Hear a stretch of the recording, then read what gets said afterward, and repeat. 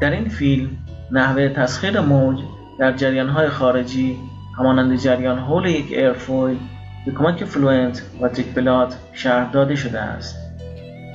این فیلم شامل دو قسمت پروسسینگ و پست پروسسینگ می شود. در قسمت پروسسینگ از مدل گاز ایدئال برای مدل سازی هوا استفاده شده است. همچنین مدل یک معادله اسپالارت آلماراس که مناسب جریان‌های خارجی با سرعت بالاست به کار گرفته شده و شرایط وال وای پلاس برای آن چک شده است.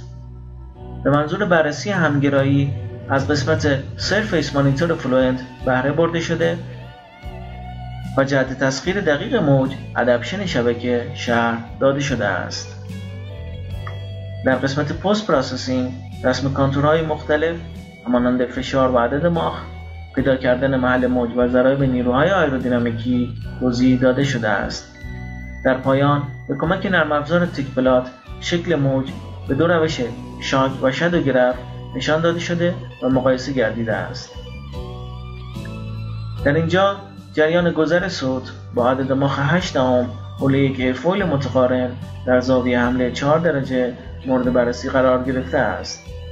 شرط مرزی مناسب برای این مسئله Pressure for Field است که در اینجا هندسه مسئله را مشاهده می‌کنید. همانطور که از کانتورهای فشار و عدد ماخ مشخص است، یک موج ضربه‌ای روی قسمت ساکشن و یا سطح بالایی ایرفویل شکل گرفته است. موج ضربه‌ای باعث ایجاد گرادیان فشار معکوس شدیدی روی سطح ایرفویل می شود که در اینجا منجر به جدایش جریان شده است.